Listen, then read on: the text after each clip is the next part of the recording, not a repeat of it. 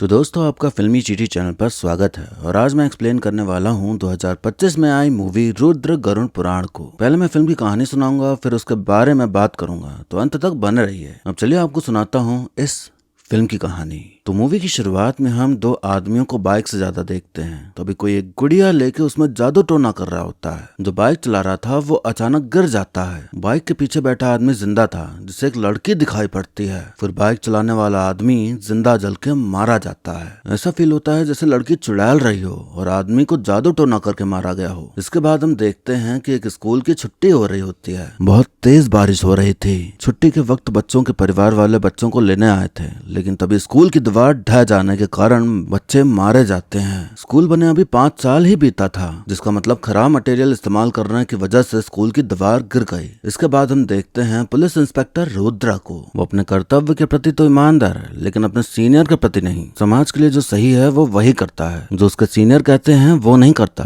क्योंकि उनके बोल किसी नेता के प्रेशर में आके बोले गए होते हैं। गुटका रमेश नाम के एक गुंडे ने छोटी बच्ची के साथ दुष्कर्म किया था। उसको पता था कि उसको पकड़ेंगे तो उसको जानने वाले उसे छुड़ा ही लेंगे, इसलिए उसका एनकाउंटर कर डाला। कानूनी तौर तरीके से रुद्र ने काम नहीं किया तो इंक्वायरी बैठ जाती है। सीनियर उसका ट्रांसफर कर देते हैं। रुद्र हमेशा पिताजी की बातें, उनकी बताई सीख सबको दिया करता है। रुद्र की उम्र हो गई थी तो उसका जूनियर सलाह देता है कि आप शादी कर लीजिए सर। रुद्र जाता है एक लड़की देखने जिसका नाम है प्रियंका। ज्यादा बातचीत हो नहीं पाती क्योंकि काम आ जाता है बीच में रुद्र को। अब इसके बाद हम एक एमएलए देवी को देखते हैं, जो कि बहुत सीधा साधा अच्छा है देखने में। देवी की फैमिली में है उसका बेटा मनु और उसकी धर्म पत्नी। तभी हम देखते हैं किसी को फिर से जादू टोना करते हुए हमें एक आदमी देखने मिलता है जिसने मुखौटा पहन रखा था। वो कहता, और कितने मासूम लोगों का खून बहेगा। हर बार जब आपने अवतार लिया है, अधर्म का नाश हुआ है, बुराई समाप्त हुई है। कल की इस कलयुग में सत्य, धर्म और शांति फैला।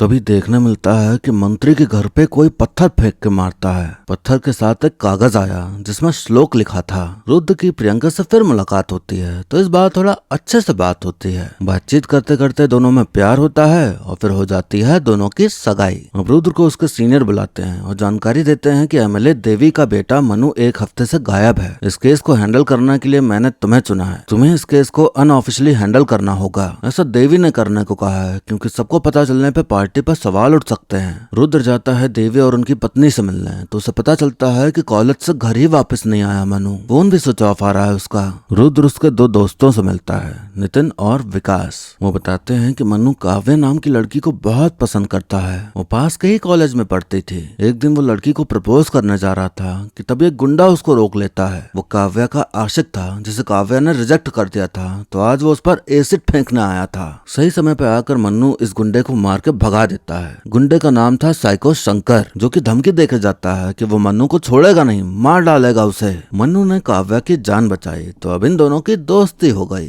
एक दिन नितिन और विकास की बस मिस हो गई। बस का नंबर था 17A कावेरी बस एक्सप्रेस। मन्नू और काव्या उसी बस में थे। उस दिन आखिरी बार हमने उसे देखा था, फिर उस दिन के बाद से हम उससे नहीं मिले। इन दोनों की जानकारी के हिसाब से काव्या जिस कॉलेज में पढ़ती थी रुद्र वहाँ जाता है, पर काव्या नाम की कोई लड़की नहीं पढ़ती थी वहाँ। पता चलता है कि 17A कावेरी एक्सप्रेस नाम का कोई रूट ही नहीं है, ऐसी कोई बस नहीं चलती। रुद्र साइको शंकर के बॉस कैट मांझा के पास जाता है तो पता चलता है कि साइको शंकर तो 2 साल पहले ही मर चुका है। रुद्र को लगता है कि दोनों लड़के झूठ बोल रहे हैं। रुद्र देवी के कितने दुश्मन, कितने दोस्त, उन सबकी लिस्ट निकालता है। जो बाइक वाला मारा गया था वो देवी का राइट हैंड था। सुभाष नाम के एक आदमी के बारे में पता चलता है जिसने इलेक्शन कैंपेन के दौरान देवी को चप्पल फेंक के मारी थी। उसके अंदर देवी के लिए बहुत नफरत थी। रुद्र जाता है सुभाष से मिलने। वो बताता है कि देवी शेट्टी ने बीवीएमपी के बहुत सारे मजदूरों के 150 करोड़ का घोटाला किया था। मुझे जैसा ही पता चला मैं प्रिंसिपल सेक्रेटरी को बताने के लिए मंत्रालय पहुंचा। जब ये बात देवी शेट्टी तक पहुंची तो उसने मुझे धमकाया, पर मैंने उसकी बात नहीं मानी। उसने मुझे पुलिस से धमकी दिलवाई। मुझे समझ आ गया था कि इस घोटाले में सभी शामिल हैं। मैंने इस घोटाले की फाइल बनाई और मुख्यमंत्री को भेजने ही वाला था कि देवी ने मुझे अंदर करवा दिया घूस लेने के इल्जाम में। मेरे अंदर गुस्सा भर गया था।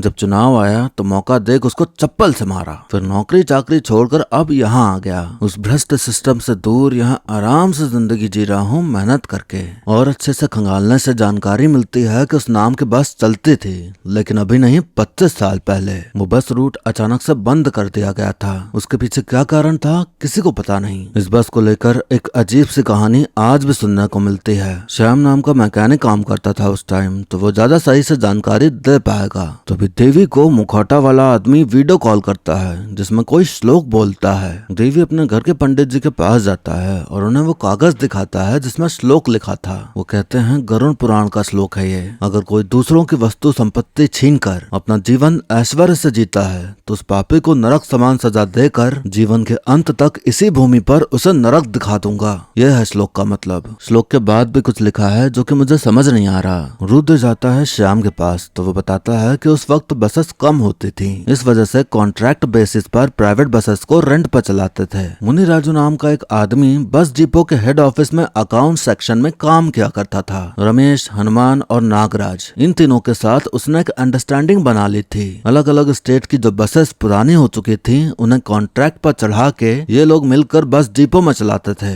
इस धांधली में इन लोगों ने लाखों रुपए कमा लिए थे। 17 बस मुन्नी राजू की तरफ से आई थी। बस चलाने वाला ड्राइवर वेंकटेश था। वेंकटेश को काम दिया जाता है कि कॉलेज ट्रिप ले जाने के लिए बस बुक हुई है, जाओ तुम चले जाओ। वेंकटेश कहता कि बस की हालत खराब है, ठीक से ब्रेक भी नहीं लगती। उसका सीनियर इस बात को नजरअंदाज करते हुए कहता कि इसी बस को ले जाओ, तुम्हारे लिए नई बस लाके नहीं देंगे। वेंकटेश बच्चों को लेकर निकल लेता है। पहाड़ी वाला इलाका था, जैसे तैसे करके चला रहा था वेंकटेश। उसी बस में थी काव्या। ब्रेक फेल हो जाती है और बस खाई में जा गिरती है, जिसके चलते सभी मारे जाते हैं, काव्या भी। कुछ पैसों की लालच में उन पापियों ने उन मासूम बच्चों को मौत के हवाले कर दिया। ड्राइवर वेंकटेश नशे में बस चला रहा था, उसकी लापरवाही की वजह से दुर्घटना हुई, ऐसा कहकर मुन्नी राजू ने इंश्योरेंस क्लेम किया। उन बच्चों के परिवार वालों ने गुस्से में आकर वेंकटेश के घर को जला डाला। वेंकटेश के बीवी बच्चे उस आग में जलकर मारे गए। ये लोग तब भी नहीं सुधरे। नकली कॉन्ट्रैक्ट बनाकर उन्होंने करोड़ों रुपए लूट लिए। हमारे बस डिपो मैनेजर को जब ये घपला पता चला तो इन तीनों को सस्पेंड कर दिया गया। बदला लेने के लिए इन तीनों ने मुन्नी राजू के साथ मिलकर उस मैनेजर का खून कर डाला और जेल चले गए। 2 महीने बाद ही इन्हें बेल मिल गई और ये सब बाहर आ गए। 2 साल पहले मैं रमेश से मिला था, ऐसे बात कर रहा था जैसे सब हासिल कर लिया हो। उसने रमन्ना नाम रख लिया है अपना, कॉफी प्लांटेशन चलाता है वो। हनुमान अब धर्म बदलकर सुलेमान नाम से शिपिंग बिजनेस चला रहा है। जेल से छूटने के कुछ ही दिन बाद नागराज की मौत हो गई थी। अचानक चल बसा वो। उस बस दुर्घटना में मारे गए बच्चों की प्रेतात्माओं ने अपना बदला लिया है, ऐसा वहाँ के लोगों का कहना है। जब उसके परिवार वाले एक बाबा के पास गए तो उन्होंने बताया कि ये प्रेतात्माएं उन सबको मार डालेंगी जो बस दुर्घटना के लिए जिम्मेदार हैं। यहाँ हमें देखने मिलता है कि देवी को बुरे बुरे सपने आते रहते थे जिसमें उसे दिखते थे वही बच्चे। मुन्नी राजू कोई और नहीं, वही था। रुद्र रमन्ना के पास जाता है तो पता चलता है कि उसने तो फांसी लगा के अपनी जान दे दी है। फिर वो जाता है सुलेमान के पास। वो मिल तो जाता है लेकिन कुछ गुंडे आकर उसे भी मार के चले जाते हैं। 2 जगह निराशा हाथ लगने के बाद रुद्र जाता है कावेरी एक्सप्रेस बस एक्सीडेंट केस की विक्टिम फाइल देखने। उन तीनों लोगों की जानकारी तो मिल गई जो कि तीनों मारे जा चुके हैं, लेकिन मुन्नी राजू का कुछ पता नहीं चल पा रहा था कि कौन है वो, कहाँ है वो। हमें तो पता है। रुद्र देवी से पूछता है कि आप मुन्नी राजू को जानते हो क्या? तो वो कह देता है कि नहीं, वो ऐसा किसी इंसान को नहीं जानता, जबकि वो खुद है। रुद्र के पिछले सीनियर ऑफिसर को खबर लग जाती है कि देवी का बेटा गायब है और उस केस को रुद्र अनऑफिशियली तरीके से हैंडल कर रहा है। वो एक दूसरे ऑफिसर आदि को देवी पर नजर रखने के लिए कह देते हैं। देवी के पास एक वीडियो आती है जिसमें था मनु अधनंगी हालत में, जो कि मदद की गुहार लगा रहा था अपने बाप से। मुखौटे वाला आदमी कहता कि जब सुर और असुरों के बीच युद्ध छिड़ा था तब एक बूंद से राक्षस जन्मा था। तू वही राक्षस है। अपने फायदे के लिए कई मासूमों की जान ली है तूने। कल की अधर्म का नाश करने के लिए अवतार लेता है। मैं वही हूँ। तूने जिन्हें मारा है उनकी आत्माओं ने मिलकर मुझे ताकतवर बनाया है। अब वो आत्माएं बलिदान मांग रही हैं, तेरे बेटे की बलि मांग रही हैं। रुद्र अपने सीनियर से कहता कि इस केस में आत्माओं से जुड़ा कुछ है, क्योंकि सब बहुत अजीब हो रहा है। 25 साल पहले चलने वाली बस अब कहाँ से आई? जिनसे मिलने जाता हूँ वो मारे जाते हैं। सीनियर को यकीन नहीं होता तो रुद्र जोशी नाम के क्राइम रिपोर्टर को बुलाता है। वो बताता है कि 5 साल पहले मैं एक न्यूज़पेपर में काम करता था। मेरा घर से ऑफिस जाने का रास्ता फिक्स था।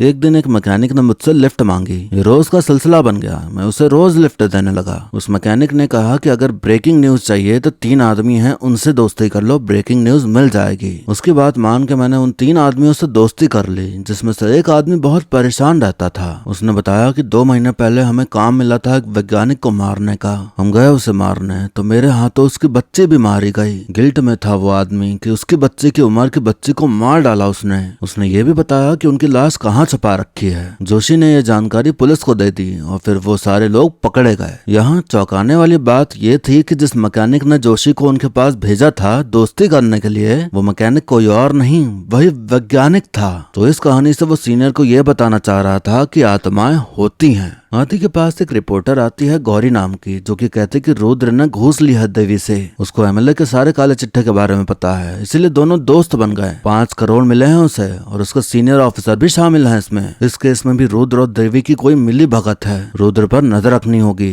जो कि तुम ही कर सकते हो। आदि प्रियंका से मिलने जाता है और कहता कि आप उसके बारे में क्या जानती हैं, उसकी फैमिली के बारे में पता है क्या आपको। प्रियंका कहती कि मुझे कुछ नहीं पता। तो आदि कहता कि आप उससे शादी करने जा रही हैं और आपको यही नहीं पता। आदि को देवी और अपहरणकर्ता के बीच की कॉल रिकॉर्डिंग मिल गई, जिसमें सुनने मिला कि वो 10 लाख रुपए मांग रहा है। इतने में क्या होगा, देवी की पत्नी पैसे ले जाएगी, ये तय हुआ था। उसकी पत्नी चढ़ती है एक ट्रेन में पैसों का बैग लेके। आदि अपनी टीम लेकर उस पर नजर रख रहा होता है। तभी अपहरणकर्ता का फोन आता है, जो कि कहता कि बैग नदी में फेंक दो। पत्नी ऐसा ही कर देती है, जिस बात से आदि का मूड ऑफ हो जाता है कि वो अपहरणकर्ता को नहीं पकड़ पाया। अपहरणकर्ता को पता चल गया था कि पुलिस शामिल हो गई है, तो वो देवी को फोन करके कहता कि भूल जाओ कि तेरा कोई बेटा भी था। पुलिस डिपार्टमेंट में 2 सीनियर्स के बीच बहसबाजी हो जाती है कि क्यों टांग अड़ाई बीच में। उन दोनों के सीनियर कहते कि अब यह केस रुद्र ऑफिशियली हैंडल करेगा। बात खत्म। प्रियंका रुद्र से कहती कि तुम अपनी फैमिली से मिलवाओ ना। रुद्र कहता कि ठीक है, मिलवा दूंगा अगले हफ्ते। रुद्र देवी की पत्नी से मिलने गया तो उन्होंने वो श्लोक वाला कागज उसे दिखाया। रुद्र ने एक धार्मिक गुरु को ये दिखाया तो उन्होंने बताया कि इसमें श्लोक के अलावा विधि लिखी है नर बलि देने की। जितने लोग उस बस दुर्घटना में मरे थे, रुद्र को उनकी फोटोज मिलती हैं। रुद्र मनु के दोस्तों को वो फोटोज दिखाता है तो उसमें उन्हें काव्या भी देखने मिलती है। किसी को समझ नहीं आ रहा था कि जो 25 साल पहले मर गई है वो वापस कैसे आ गई। रुद्र को मुन्नी राजू की भी फोटो मिल गई थी। ये सारी खोजबीन करने पर उसे पता चल गया था कि देवी ही मुन्नी राजू है। देवी के कुकर्म सामने न आए, इसलिए उसने रमन्ना और सुलेमान को मरवा दिया। मनु को अगवा पैसों के लिए नहीं किया गया है, बल्कि बदला लेने के लिए किया गया है। अपने बाप के पापों की सजा उसका बेटा मनु भुगत रहा है। अपहरणकर्ता देवी को एक कुरियर भेजता है, जिसमें था मनु के कपड़े खून से सने हुए, एक गुड़िया और 2-4 नींबू भी थे। शिकंजी मांग रहा है। अपहरणकर्ता देवी के असिस्टेंट के फोन पर कॉल करके कहता कि मेरी बताई जगह पर तुरंत आके मिल, अकेले आना, किसी को साथ मत लाना, नहीं तो तेरा बेटा गया समझो। देवी निकल जाता है अकेले और फिर थोड़ी देर बाद मनु वापस आ जाता है, लेकिन देवी नहीं आता। रुद्र उसे घर पहुंचाने जाता है पर देवी उसे नहीं मिलता। उसकी बीवी भी कुछ बताती नहीं। थोड़ी देर बाद वो फोन करके सब कुछ बता देती है। तो पहले ही बता देना था ना। असिस्टेंट का फोन ले गया था वो, तो उसकी लोकेशन ट्रैक कर पता चलता है कि वो उसी जगह गया है जहाँ बस खाई में गिरी थी। रुद्र को तभी खबर मिलती है कि देवी की कार खाई में गिरी मिली है, लेकिन उसकी लाश नहीं मिली।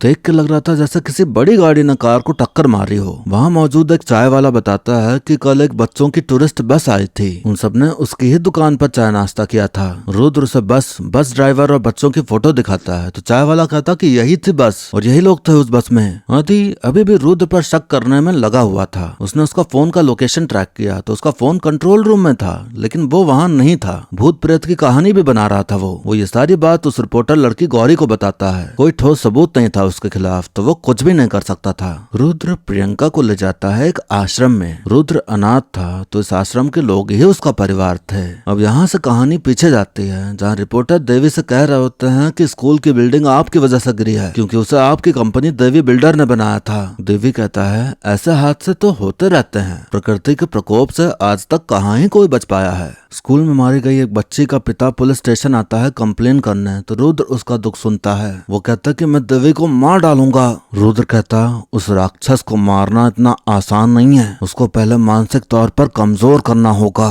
रुद्र ने फिर प्लान बनाया। जोशी, वो चाय वाला, गौरी सब उसके ही टीम के मेंबर थे। रुद्र ने गौरी को आदि के पीछे लगा दिया और अपने बारे में बुराई करने को कहा ताकि गौरी पर भरोसा करके आदि सारी जानकारी का आदान प्रदान करे। बच्ची के पिता को मुकुट पहनाया और उसे काम दिया देवी से बातचीत करने का अपहरणकर्ता बनके। अपहरणकर्ता ने देवी को जब अकेले बुलाया तो देवी पहुंच गया उसकी बताई जगह पर। उसके सामने रुद्र आया और खुलासा किया कि वही है सबके पीछे। मनु बस एक जरिया था देवी को अकेले अपने पास बुलाने का। रुद्र देवी के सभी पापों को गिनाते हुए उसे बताता है कि गरुड़ पुराण में उसके पापों की क्या क्या सजा लिखी हुई है और वही सजा आज उसे मिलेगी। देवी अकेले नहीं आया था बल्कि अपने चेलों को साथ लाया था। रुद्र उन सब से भिड़कर उन सबको धराशाही कर देता है। यहाँ एक और राज खुलता है। वेंकटेश रुद्र के पिता थे। देवी की वजह से उसका पिता मारा गया, उसका पूरा परिवार खत्म हो गया। रुद्र की माँ ने रुद्र को कैसे भी करके उस आग में जलने से बचा लिया था। तो बदले की आग तब से जल रही थी रुद्र के दिल में। वो कहता है, गरुड़ पुराण में लिखा है कि यहाँ किए हुए पापों की सजा नरक में मिलती है, लेकिन ये रुद्र का गरुड़ पुराण तुम्हें जीता जी यही नरक दिखा देगा।